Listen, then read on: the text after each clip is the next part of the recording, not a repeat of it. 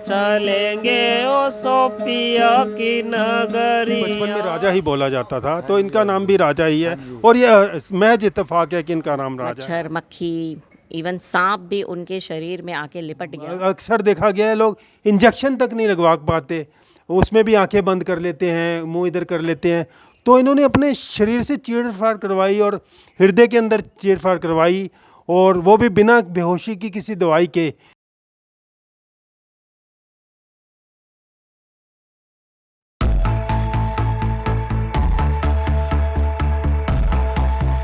नमस्कार दोस्तों, मैं हूं डायनेमिक स्वामी कमलजीत सिंह अतीत दौलत। आज हम दिल्ली के कुछ मित्र ओशो की नगरिया गाडरवारा जाने को हैं।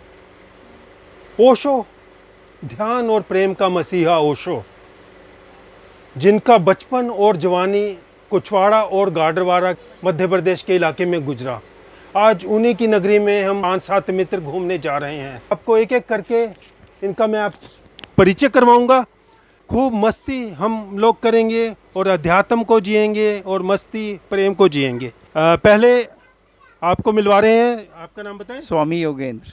हाँ योगेंद्र जी, स्वामी योगेंद्र। आपको कैसा लग रहा है और कैसे आपको सोचा बहुत कि... आनंदित फील कर रहे हैं। और ये मेरी चिर प्रतीक्षित एक इच्छा थी कि ओशो के जन्म स्थान गडरवारा होके आऊं। तो बहुत अच्छा एक प्रोग्राम हमारी माँ ने बनाया, तो और उसके साथ हम सब मिल के इस जगह को, उसकी एक अलग ही वाइब है, अलग ही वाइब्रेशन है, उसको एक महसूस करने के लिए जाना एक बहुत ज़रूरी है। तो उसके लिए हम जा रहे हैं। निवेदिता जी, आपने गाडरवारा का है ट्रिप क्यों बनाया? लोग तीर्थ यात्रा पर जाते हैं, कोई गंगा धाम जा रहा है, कोई चार धाम जा रहा है, तो आपने ओशो का ही क्यों चुना? स्वामी जी प्रणाम और सभी मित्रों को मेरा प्रणाम। गाडरवाला एक ऐसी जगह है कि जहाँ ओशो का बचपन बीता, और बचपन बीतने के साथ वहाँ पर उनके स्कूलिंग और लाइब्रेरी है जहाँ वो किताबें पढ़ते थे, और उनकी मित्र मंडली भी थी वहाँ। तो वो एक बड़ी ऐसी स्थान लगा मुझे। मैं दिवाली पे भी गई थी पहली बार, तो तब से मेरी बहुत इच्छा थी कि वहाँ होकर के आऊँ, क्योंकि वहाँ की जो वाइब्स हैं और वहाँ की जो एनर्जी है वो बहुत ही एकदम डिफरेंट है। तो वो बार बार ऐसा दिल करता है कि वहाँ जा कर के थोड़ा ध्यान किया जाए, इसलिए जा रहे हैं। आप अपना नाम बताएं। जगदीप। हाँ जगदीप जी, आपने ओशो के यहाँ ही जाने का क्यों चुना? जा रहा है कोई, कहीं वृंदावन जा रहा है, तो आपने... मैं ओशो से 2006 से जुड़ा हुआ हूँ। संन्यास लिया था 2006 में। बहुत जगह गया, लेकिन गाडरवारा कभी नहीं गया। वहाँ जाने की मेरी इच्छा थी, तो ये एक मौका मिला, अपॉर्चुनिटी मिली, तो मैं तैयार हो और वहाँ देखने और समझने चीज़ों को जा रहे हैं। तो कितना उत्साह है आप में? बहुत उत्साह है जी। बहुत बढ़िया। अपना नाम बताएं। मेरा नाम तेजस्वी केशव शर्मा है। मैं फर्स्ट टाइम ये ओशो के बर्थ प्लेस पे जा रहा हूँ। मेरे को जब से मैंने संन्यास लिया है ओशो का, तो मैं काफ़ी अपने अंदर चेंज महसूस कर रहा हूँ। पहले मैं कुछ वर्क में इंटरेस्ट नहीं लगता था, अब लेकिन इंटरेस्ट लगने लगा है। जब से मैं फॉलोअर बना हूँ ओशो का, तो मैं काफ़ी स्पिरिचुअल बन गया हूँ। मतलब पहले दिल नहीं लगता था आपका काम? नहीं लगता था किसी काम में। जब से मैंने ओशो जी के बारे में पढ़ा, उनकी रिसर्च करी। तो आपका कितने दिन का प्रोग्राम है? मेरे हिसाब से 1 हफ्ता तो मैं रहना चाहता हूँ, क्योंकि मेरा नाम ही राजा है वैसे, पेट नेम, क्योंकि आचार्य रजनीश जी का भी नाम राजा ही था, तो मेरा संन्यास नेम भी राजा है। अरे बड़ी सुंदर बात है कि ओशो को भी बचपन में राजा ही बोला जाता था, तो इनका नाम भी राजा ही है। और ये महज इत्तेफाक है कि इनका नाम राजा है। तो इनको बड़ा ही अच्छा लग रहा है वहाँ जाना। आओ चलेंगे ओ सोफिया की नगरिया। हाँ, आप बड़ी मस्ती में लग रहे हैं, ये एक तारा लेके बजा रहे हैं। आपको इतना उत्साह है, मतलब बड़ा देख के बड़ा आनंद फील हुआ। सबसे पहले सभी मित्रों को मेरा प्रणाम। मैं मनीष स्वामी प्रेम अनहद आज पहली बार ही जा रहा हूँ गाडरवाड़ा। आपकी मस्ती देखते ही बनती है। बताएं, आपको इतनी मस्ती कहाँ से आई? और ये वेशभूषा जो आपने साधुओं वाली पहनी है, ये मैरून कलर पहना है, इसका क्या राज है? ये जी कैसे बताओ, क्योंकि ओशो ने हमें और तो कोई चीज़ गंभीरता कोई सिखाई नहीं है। सदा ओशो ने ये दिखाया कि तुम अपने में रहो, तुम अपने लिए जियो। और मेरा जैसे आप बता रहे हो कि मैं मस्ती में रहता हूँ, तो मैं अपने लिए जीता हूँ। और दूसरा कि जो आदमी अपने लिए जीता वही दूसरों के लिए जीता है एकदम। क्योंकि पहला जो माध्यम बताया ओशो ने कि हम जब खुद से ही नहीं हम प्रेम करें तो दूसरे से कैसे करेंगे। तो पहले मेरी मस्ती का कारण तो कोई वो नहीं है कि मैं अपने लिए जीतता हूँ जी। दोस्तों ट्रेन चलने वाली है तो हम ओशो की नगरिया पे जाने वाले हैं। तो आओ चले साहिब के द्वार की लीला है गरीबी।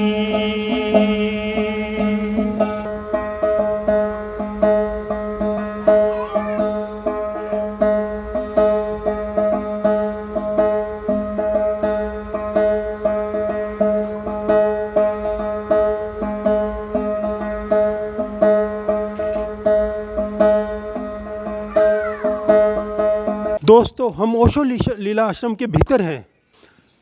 यहाँ पर ओशो ने सालों साधनाएं की, मृत्यु पर प्रयोग किए। जब यह 7 या 14 साल के थे, इनके बारे में हम निवेदिता जी से बात करेंगे। वो हमें समझाएंगी कि ओशो ने किस तरह यहाँ साधना की और क्या क्या उनके अनुभव रहे, वो हमें बताने जा रही हैं। मित्रों, जैसा कि अभी स्वामी जी ने आपको बताया कि ये इस जगह का नाम ही मृत्यु बोध स्थल है और ये गाडरवारा मध्य प्रदेश में लीला आश्रम में है, जो कि स्वामी बोधिसत्व देहरादून के जो थे उन्होंने ये जगह का मेंटेन करके यहाँ पर बनवाया है एक आश्रम। और आप सभी कभी भी यहाँ पर आएँ, आपको बहुत अच्छा लगेगा।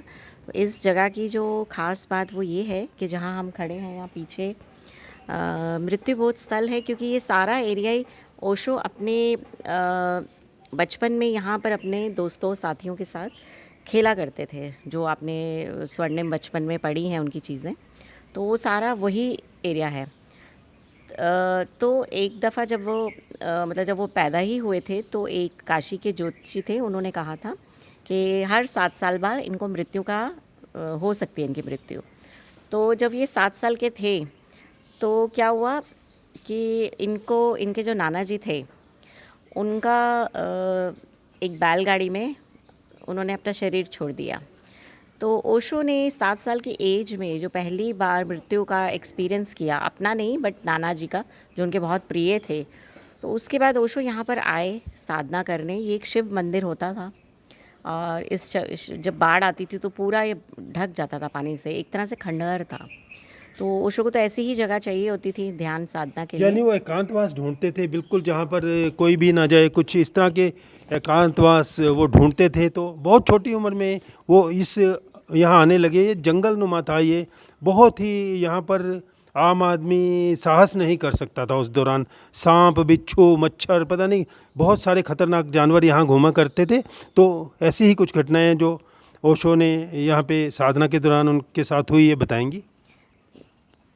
जी, फिर ऐसा हुआ कि जब ओशो 14 साल के हुए, तो क्योंकि उनको जब वो माँ बाप ने बताया था कि ज्योतिषी ने कहा है कि हर 7 साल के बाद मृत्यु का वो है, आपको मृत्यु हो सकती है, तो ओशो 14 साल के हुए तो यहाँ पर आकर के वो लेट गए कि मृत्यु का इंतज़ार करूँगा। और उस दौरान में क्योंकि खंडहर था तो यहाँ पे बहुत से जीव जंतु, मच्छर, मक्खी, इवन सांप भी उनके शरीर में आके लिपट गया। और बट ओशो 14 साल के थे लेकिन वो भयभीत नहीं हुए इन चीज़ों से। तो सांप ने उनको काटा नहीं? क्या हुआ सांप के साथ, क्या घटना रही उनसे? सांप के साथ जब सांप उनके ऊपर लिपट गया था या ऊपर चढ़ गया था, क्या उस सीन था? नहीं, सांप ने उनको लपेट लिया था पूरी उनकी बॉडी को, लेकिन ओशो ने एकदम बिल्कुल भी भयभीत नहीं हुए, तो वो सांप चला गया अपने आप से। अच्छा, उन्होंने इस बात का सामना किया, साक्षी हुए और सांप अपने आप चला गया। जी, तो उसके बाद जो है 7 दिन तक ओशो ने यहाँ पर मृत्यु की प्रतीक्षा करी और मृत्यु को बहुत मतलब जिसको कहते हैं ना, बहुत करीब से अनुभव किया ये। तो इसलिए ये जगह ओशो प्रेमियों के लिए, ओशो सन्यासियों के लिए एक बहुत ख़ास जगह है। जब भी हमें भी समय मिलता है हम यहाँ आते हैं। तो आप यहाँ दूसरी बार शायद आई हैं कि बार बार यहाँ आना चाहिए? देखिए, मेरे को तो यहाँ पर आके बहुत अच्छा लग रहा है और एक अलग ही वाइब्रेशंस है। और अगर मैं बोलूँ तो जैसे मुझे ओशो समाधि पूना में जाके जो अनुभव होता है, सेम वैसा ही अनुभव मुझे यहाँ हर बार हुआ है। और मैं तो बहुत अनुग्रह में भरी हुई हूँ और बहुत ही मास्टर के प्रति अहोभाव में हूँ। धन्यवाद निवेदिता जी। अब हम यहाँ पे और भी लीला आश्रम के भीतर के और भी आपको ऐतिहासिक स्थल दिखाने जा रहे हैं और महत्वपूर्ण जगहें दिखाने जा रहे हैं। यहीं ओशो लीला आश्रम के भीतर है एक और महत्वपूर्ण स्थल है स्वामी नरेंद्र बोधिसत्व जी का समाधि स्थल। इनके बारे में हम यहाँ के केयर टेकर हैं जो यहाँ का खूब देखभाल रखते हैं, जो कि 7 साल से स्वामी जी यहाँ हैं, उनसे हम बातचीत करने जा रहे हैं। आप यहाँ पिछले 7 साल से हैं। अच्छा, तो यहाँ ये स्वामी नरेंद्र बोधिसत्व जी के बारे में आप एक तो बताएं कि ये कौन थे, इनके बारे में क्या खास बात है। सुना है कि ऑपरेशन इन्होंने ओपन हार्ट सर्जरी बिना एनेस्थेसिया बिना बेहोशी के दवाई के करवाया था। उस घटना के बारे में बताएं और भी इनके बारे में चीज़ें बताएं। हाँ, स्वामी, ये स्थल जो है स्वामी नरेंद्र बोधिसत्व जी की समाधि है। स्वामी जी का भी जो है बर्थ यही मतलब गाडरवारा हुआ 1940 में, है ना। जैसे कि वहाँ पे ये लिखा हुआ 30 अक्टूबर 1940 को स्वामी जी का बर्थ हुआ गाडरवारा। मतलब गाडरवारा में इसी इलाके में हुआ। ठीक है, ठीक। हाँ, और स्वामी जी का घर भी ओशो के पास ही है ना। अच्छा, ओशो के निवास स्थल के पास इनका भी निवास था, यानी ओशो के एक तरह से ये पड़ोसी थे। यस। और स्वामी जी ओशो के साथ जो है, जब से ओशो ने अपना काम स्टार्ट किया तो शुरुआती दिनों से लेकर और लास्ट तक जो है ओशो के साथ वही रहे। अच्छा, ओशो ने जब ध्यान की मुहिम स्टार्ट की, अपना विचार अग्नि फैलानी शुरू की पूरे भारत में, पूरी दुनिया में, तो शुरू से ही नरेंद्र बोधिसत्व जी इनके साथ रहे। ये जब ओशो देश में जो है ये कीर्तन ये मंडली के लिए लोगों को भेजते थे तो स्वामी नरेंद्र बोधिसत्व जी उसमें होते थे और ये मंडली को जो है लीड करते थे, है ना। तो उसमें अपना जो जगह जगह जहाँ भी ओशो बोलते थे कि आज आपको वहाँ जाना है, तो जहाँ भी जिस स्थान पे भी ओशो ये देश भर में बोलते थे तो ओशो कीर्तन ये मंडली में स्वामी जी हमेशा अपना मतलब जो नाचते गाते हंसते गाते ओशो की किताबों को ये डिस्ट्रीब्यूट करते, ओशो के ये संदेश को जो फैलाते हुए पूरे देश में जगह जगह स्थानों पे इन्होंने भ्रमण किया।